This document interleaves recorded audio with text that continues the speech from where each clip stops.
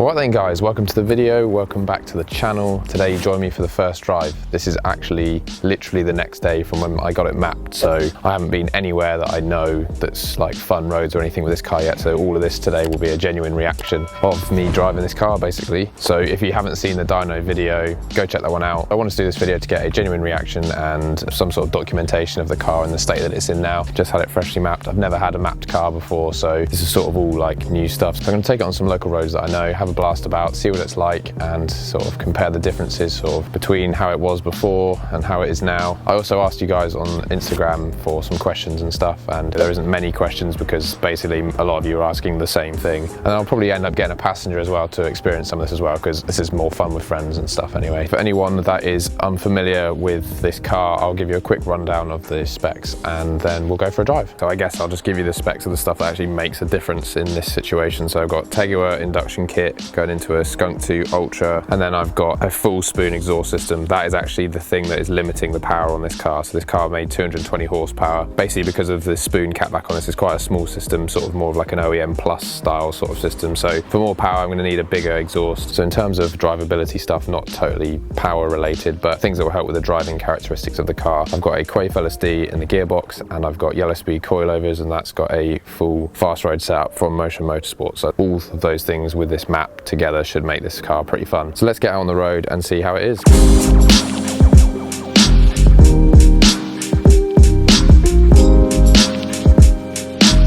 All right then guys, let's go. Car's warm. I've had it running for a while now, so no need to worry about that. Okay, so what I'm going to do, drive on a road that I thoroughly enjoy. I'm going to put the windows up actually so you can hear me a bit better. This is the result actually. There is no one in front of me right now.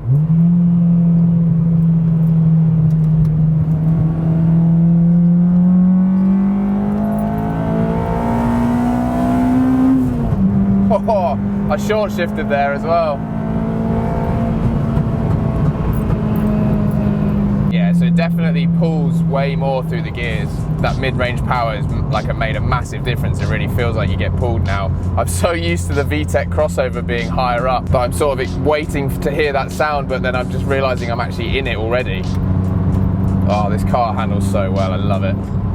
I've already caught up with the car in front. It's so much more usable. I think that's the best way to explain it, like that mid-range sort of where you live as you pull through the corner and things like that. That's what's really noticing the difference straight out the bat. If you've seen the dyno video, we're up 50 horsepower in the mid-range, which is pretty crazy. So to actually get that on a road that I know really well makes a big, big difference. Whilst I'm behind this car, I thought I'd answer some questions that you guys have on Instagram. So the first question is, does the daily drivability change when you get the map? If anything, it gets better. From what I can tell already. I mean, compared to how this car was before a map, like it was quite sluggish, especially with the new inlet without a map and stuff. It was quite sluggish, low down in the RPMs, felt quite lumpy. Oh, this car's gonna turn off. That's exciting. There we go. Like engine light for the shift light. This car moves. Oh, it feels so good.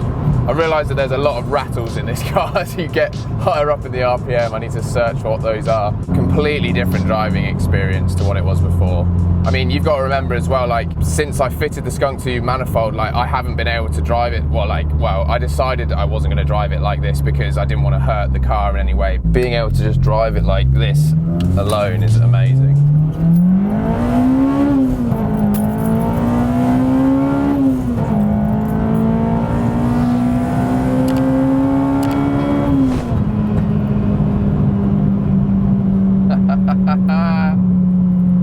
Wow, it's so much better than it was before. So much better. So with regards to daily drivability, like this doesn't feel as lumpy low down. It doesn't affect it in terms of your lower end normal speeds, like regular speeds. If anything, it's just cleaned up the whole experience. But it's kind of a bit early on to say for sure how much of a difference it's made, because obviously this is my first full day with the car. Like this is the first time I've actually taken it out. So from first experience and like driving it back yesterday, driving it around a little bit today, yeah, it just feels great. And that's normal drivability stuff. So another question I got was, can the car survive running at 9,000 RPM on the standard oil pump? The answer is no, it can't. I'm pretty sure you can only go to 9,000 in a K20 if it's been built, or maybe if you're just running a different oil pump, but you can't do it on a stock engine, which mine is a stock engine. But I believe that now my car revs out to 8,600, so we're not far off of the 9,000.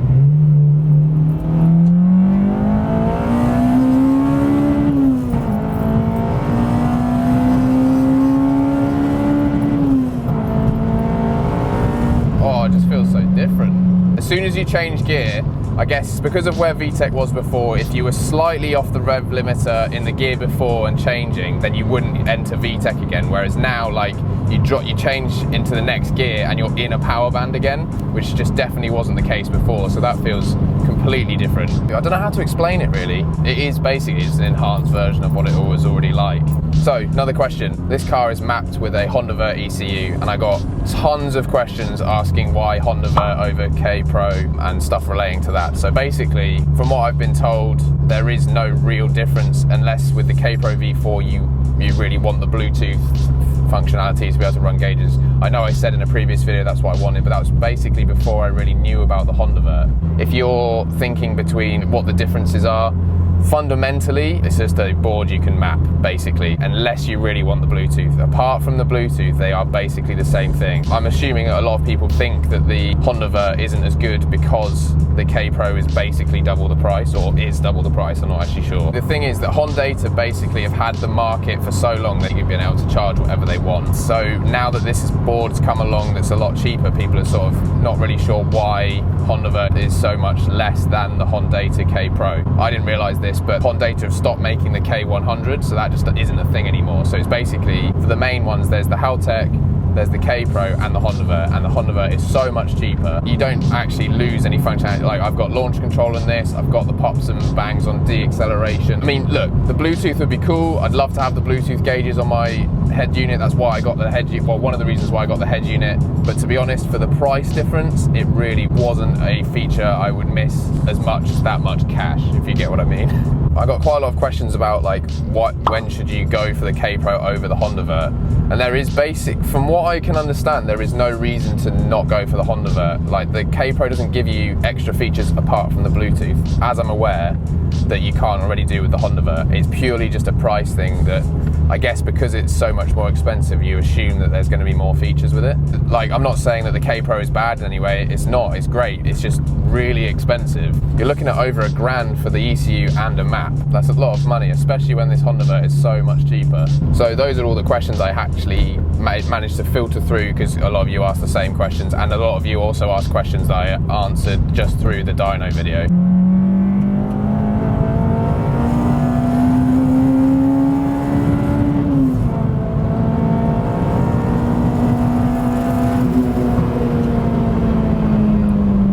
Oh my god, this car is amazing.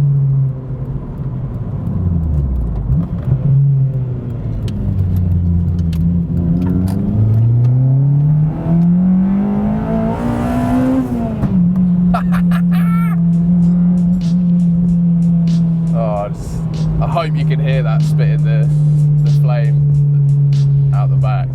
So much fun. That guy nearly cut me up completely coming into this junction.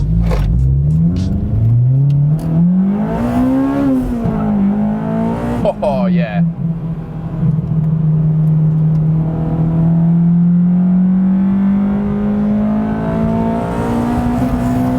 Oh my god, it's completely different. It's completely different. That mid-range changes everything.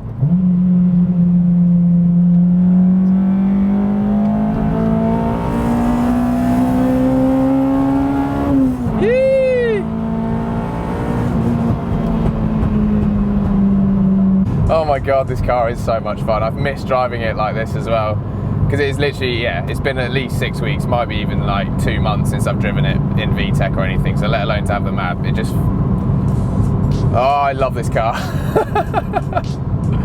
Oh my God, I love this car. All right guys, I thought it was a bit more exciting to have someone else in the car to bounce off of rather than just me talking to the camera. Pretty boring. So as you've obviously seen, haven't tested launch control yet. And I thought George here is probably the most experienced in terms of the progression of this car. Definitely, yeah. In terms of the things we've done. This is actually also George's first time in the car since it's been mapped, so this is like full first time reactions. Does that mean launch? I don't want to do launch. We're in a gravel car park, I won't do launch control here. That's not the best idea. Pretty major speed bump this. Oh. My first experience of the new VTEC. Let's do a second gear pull. You ready? Yep. Let's do it.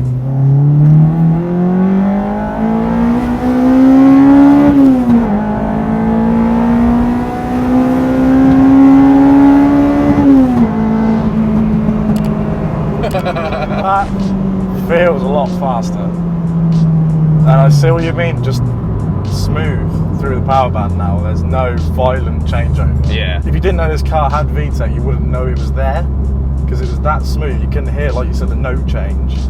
Yeah, so that's one of the biggest changes is like, and as obviously if you've seen the dyno video, you've seen the graph, like you can see where Honda have deliberately mapped in that VTEC crossover. So that's completely gone basically in that mid-range now. And obviously VTEC's been dropped to 4,500 now. It sort of all merges into one rather than it being like an aggressive changeover. It's pretty fun though.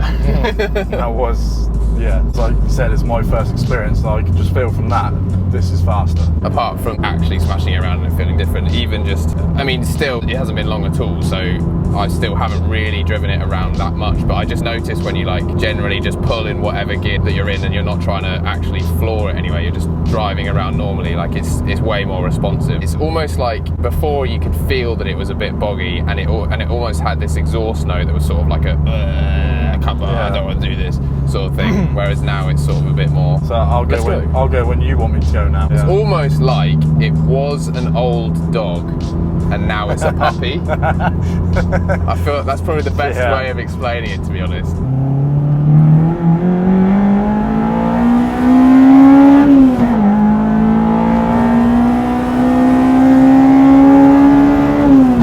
Jesus Christ. It's really hard to get it to actually spit the flames, like if you're trying to do it deliberately, because it's not like like you'd expect it like around here. Yeah. And like if you like to blip the throttle, you'd think it would do it now, but it's literally like max it out and then it just comes down the rev range and that's when you hear it, which is kind of, I guess it's good that it's up there, but also because of how loud the engine is and obviously the car's just screaming at that point, you can't really hear them over the engine note. No.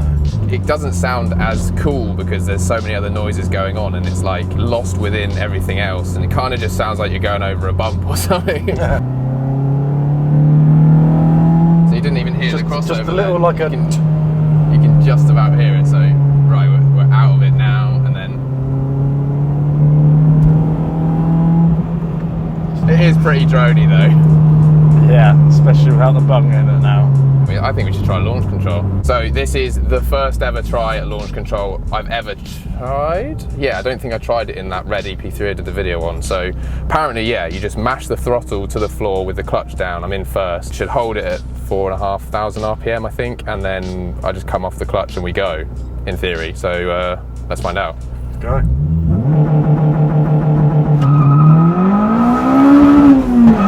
Fuck. Jesus.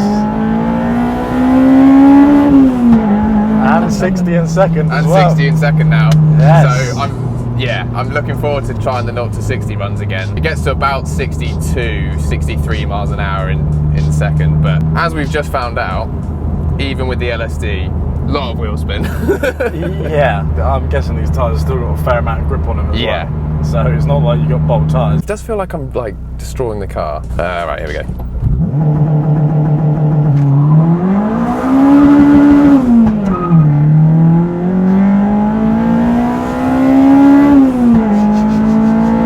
Smell of rubber.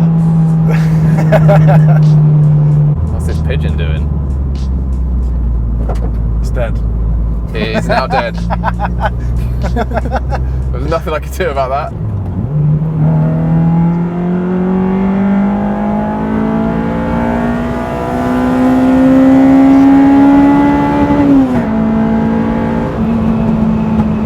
Oh. So that's how you do it.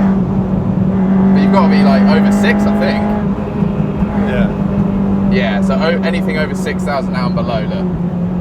Yeah. Yeah, it doesn't do it. Okay, that's good to know. See, I'm learning here. I'm learning. It's just fun. It is. Like, I mean, it was fun before. Obviously, I'm not driving it, but I have driven it, and it was, you know, it was fun before. But now I can just feel as a passenger, it's damn sight more fun as a passenger, because it's like a whole brand new car again.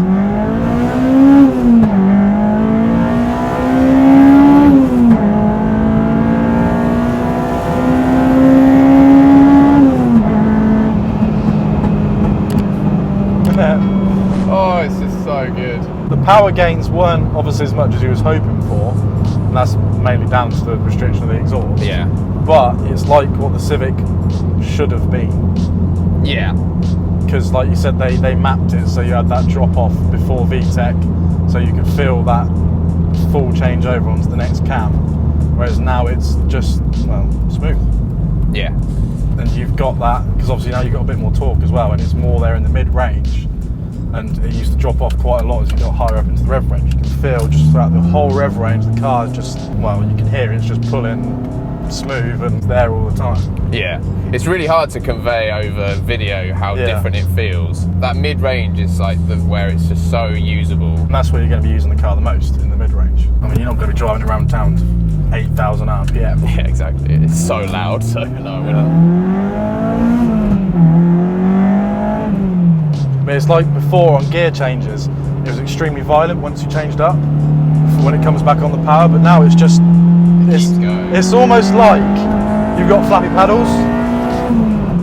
Do you see what I mean with the changes? Because obviously with the dual clutch gearbox, it's just change gear back on, change gear back on. Whereas before it's like change. Because I'm very rarely a passenger, so I don't know, from a passenger point of view, I've never really thought about it like that. Yeah, because that's why I said, like, that's why I keep saying about the aggression. Because like, when you're driving it, you don't feel that. So when I've driven it, I don't feel the aggression on the changes and the VTEC changeover as much. Yeah. But when you're as a passenger, obviously you're just sat here, just bracing all the time, because you're just like, well, how aggressive are we going to be now? Yeah. But like, so like, yeah, like now I'm saying it's not shaking you around and jolting you when you go through the gear changes and VTEC kicking in. Big improvement. Yeah, even though the peak power number isn't like up there with what I was expecting it to be, I'm still happy with how it performs now.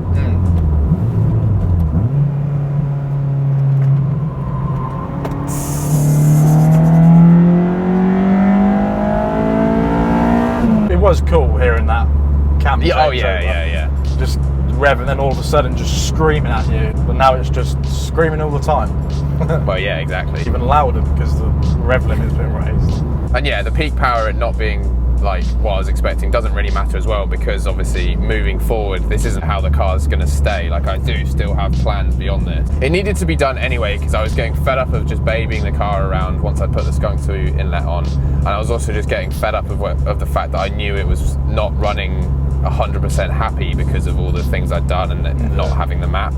So even just that alone has made it worth it, because it means I can just enjoy the car again. I just got into such a mindset where I was just basically just driving it like a normal car, which is not why I bought it. And the whole idea of an EP3 Type R is the fun. That's the whole idea of it. It's not designed for the high speeds on the straights, and it's designed for going around B roads, chucking it around the corners, keeping it high in the rev range, just having fun with it. Yeah, exactly.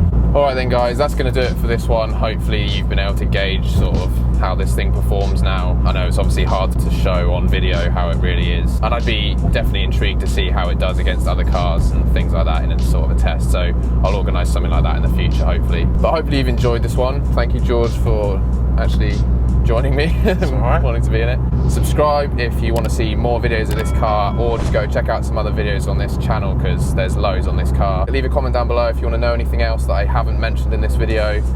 Subscribe, like the video, and I'll catch you guys in the next one.